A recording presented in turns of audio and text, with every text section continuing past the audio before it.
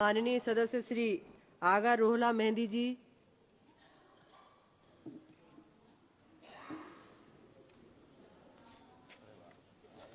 Thank you madam chairperson.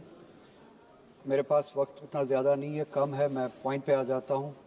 हैरत हुई जब एक पैराग्राफ सुना भी और फिर पढ़ा भी पेज 19 में, जो प्रेसिडेंशियल एड्रेस में जम्मू कश्मीर के हवाले से जिक्र किया गया और ये बताया गया कि 370 हटाने के बाद वहाँ पे पार्लियामेंट इलेक्शन भी हुआ और असेंबली इलेक्शन भी हुआ। ताजुब है कैसे इस मुल्क को बेवकूफ़ बनाया जाता है। ये कोई पहली बार नहीं है कि असेंबली का इलेक्शन, पार्लियामेंट का इलेक्शन जम्मू कश्मीर में हुआ हो। 370 के होते हुए भी होता था, आपने नाजायज़ तरीके से 370 हटाया, उसके बाद भी इलेक्शन हुआ। 370 के दौरान भी लोगों ने जमहूरियत पे यकीन दिखाया, जमहूरियत के ज़रिए अपने फैसले किए और 370 के हटाने के बाद भी लोगों ने जमहूरियत के ज़रिए जवाब दिया। वो इलेक्शन होना कोई पहली बात नहीं है, कोई ख़ास बात नहीं है। इलेक्शन इससे पहले भी हुए, आज भी होते रहे, होते भी रहेंगे। जो चीज़ बतानी चाहिए थी, जो बताई नहीं गई प्रेसिडेंशियल एड्रेस में, कि जम्मू कश्मीर में 370 हटाने से क्या नुकसानात हुए, 370 के होने से क्या फ़ायदे थे, जो बात मुल्क को बताई नहीं जाती है, जो बात इस ऐवान को बताई नहीं जाती है, जो बात उस प्रेसिडेंशियल एड्रेस में होनी चाहिए थी, जिसका जिक्र नहीं हुआ।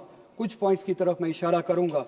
जो बात होनी चाहिए थी, हकीकत ये थी कि ह्यूमन डेवलपमेंट इंडेक्स अगर आप उठा के देखें 370 के होते हुए और 370 के बाद, 370 के होते हुए जम्मू कश्मीर कोई पिछड़ा राष्ट्र, पिछड़ा हुआ राज्य नहीं था, पसमानदा रियासत नहीं थी।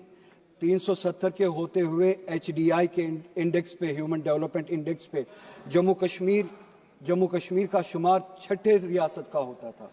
अगर आप कंपेयर करें उन रियासतों से जहां पे बीजेपी गवर्न करती है, बिलखुसूस आपकी मखसूस और ख़ास रियासत गुजरात, जहां पे जम्मू कश्मीर का ह्यूमन डेवलपमेंट इंडेक्स 370 के होते हुए जम्मू कश्मीर का 0.712 था, वहीं पे गुजरात का वहां से ज़्यादा कम था, जो कि 0.677 में था।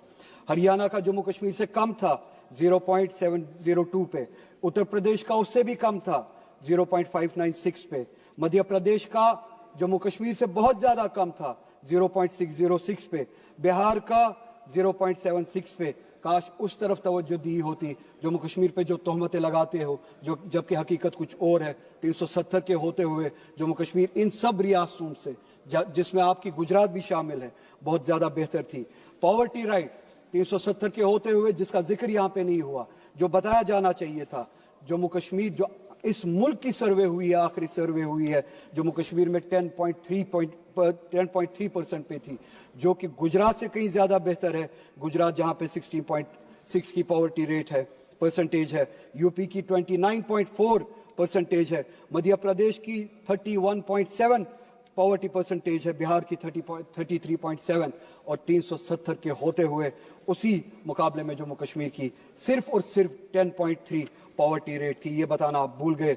इस मुल्क को आप बेवकूफ़ बनाते हैं, इस मुल्क को आप मिसलीड करते हैं। लाइफ एक्सपेक्टेंसी पे बात करें, 370 के होते हुए आपकी जो सर्वे हुई है इस मुल्क में 2009 से लेकर 2016 तक, अगर आप कंपैरिजन करें, जम्मू कश्मीर में लाइफ एक्सपेक्टेंसी की जो रेट थी वो उम्र बन चुकी थी 73.5, गुजरात की उससे कम थी 68.7, यानी जम्मू कश्मीर में लाइफ एक्सपेक्टेंसी ज़्यादा थी गुजरात से। हरियाणा में 69.4, यूपी में 60.3, मध्य प्रदेश में 60.2, बिहार में 68 और इस सब के मुकाबले में इन सबसे ज़्यादा कश्मीर में थी 73.5। एजुकेशन के हवाले से आप बात करें, एक ही इंडिकेटर की मैं बात करता हूं, gross enrolment ratio for higher education. जो हायर एजुकेशन में लोग दाखिला लेते थे, एनरोल करते थे, जम्मू कश्मीर में इन सब रियासतों से ज्यादा थी 370 के होते हुए। 370 के होते हुए 30.9% थी जम्मू कश्मीर में और गुजरात की उसी मुकाबले में बहुत ज्यादा कम थी 20.4, यानी कि जम्मू कश्मीर में 370 के होते हुए हायर एजुकेशन में 31% परसेंटेज जो है आबादी की जाती थी और गुजरात में उससे बहुत ज़्यादा कम 20% जाती थी। हरियाणा में 29.4%, यूपी में 25.8%, मध्य प्रदेश में 22.6%, बिहार में सिर्फ और सिर्फ 14%। ये है हालत जो कश्मीर की थी, जिस राह पे ये कश्मीर था। इनकम की अगर बात करें, मैं ज़्यादा इंडेक्सेस में जाऊंगा नहीं। पॉवर्टी की मैंने बात की, जम्मू कश्मीर गुजरात से भी बेहतर था, हरियाणा से भी बेहतर था, यूपी से भी बेहतर था, मध्य प्रदेश से भी बेहतर था, बिहार से भी बेहतर था। सिर्फ 2 मिनट चाहिए मैडम चेयरपर्सन, मैं कंक्लूड करूंगा, मुझे पता है मेरे पास वक्त ज्यादा नहीं है।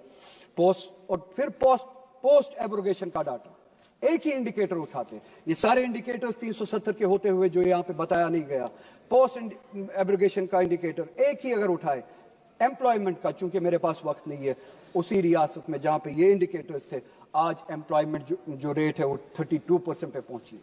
पहली बार हमने देखा है। यह 370 हटाने का नतीजा। 370 हटाने के बाद यह बताया गया, मुल्क को बेवकूफ बनाने की कोशिश की गई कि इलेक्शंस हुए। इलेक्शंस उससे पहले भी होते थे। यह नहीं बताया कि इलेक्शंस के जरिए लोगों ने वहां पे क्या पैगाम दिया। इलेक्शंस के जरिए पैगाम दिया, असेंबली में रेजोल्यूशन पास हुआ, न सिर्फ 370 बल्कि कॉन्स्टिट्यूशन के जरिए इस रियासत को, जम्मू कश्मीर को, जो 1953 से पहले जो स्टेटस मिला था, असेंबली ने वो रेजोल्यूशन पास किया कि हमें तब तक ये स्टेटस कबूल नहीं है जब तक वो स्टेटस बहाल ना किया जाए। असेंबली के जरिए हालांकि मेरी वो ख्वाहिश नहीं है सिर्फ स्टेटहुड बहाल किया जाए यहाँ पे, मगर असेंबली के जरिए। और बहुत सारे लोग, सिर्फ 1 मिनट मैडम, सिर्फ 1 मिनट, बहुत सारे लोग आपके उन वादों पे उम्मीद लगाए हैं कि आपने यहाँ पे चलिए स्टेटहुड की बहाली के हवाले से वादे किए हैं, सुप्रीम कोर्ट में वादे किए हैं, वो वादे आप कब पूरा करेंगे और रेजोल्यूशन पे अमल कब करेंगे। जो स्टेटस था जम्मू कश्मीर का 1953 से पहले, वो एक दिन इस मुल्क को वापस करना पड़ेगा। और आखिर में मैडम, पूरे मुल्क में जो मुसलमानों की हालत है, मैडम कंप्लीट करिए प्लीज। सिर्फ 1 मिनट कंक्लूड करूंगा। पूरे मुल्क में मुसलमानों की जो हालत है, वो उस हालत के बारे में आप यहाँ पे जिक्र करना भूल गए। सुबह एलओपी ने भी जिक्र किया, उन्होंने भी अपने एआई रेवोल्यूशन का जिक्र किया, विजन का बताया। उस विजन के साथ ओबीसीज को जोड़ना भी चाहिए, पिछड़े हुओं को जोड़ना भी चाहिए, मुसलमानों को जोड़ना भूल गए। क्या सिर्फ मुसलमान सिर्फ इसलिए है, क्या मुसलमान सिर्फ इसलिए, 30 सेकेंड्स आप गिनिए, क्या मुसलमान सिर्फ इसलिए है कि उनको बीजेपी से डरा के इलेक्शंस में वोट हासिल किए जाए? मैं ये बताना चाहूंगा कि ये गलतफहमी पालना बंद कर दीजिए। मुसलमान किसी से डरने वाले हैं नहीं, न वो बीजेपी से डरते हैं न किसी से डरते हैं। वो अगर डरते हैं तो सिर्फ और सिर्फ इसी बात से डरते हैं कि जिस तरह का रवैया आरएसएस और बीजेपी। मैं आपका आभार व्यक्त करता हूं कि आपने मुझे महामहिम राष्ट्रपति जी के अभिभाषण के धन्यवाद प्रस्ताव पर बोलने की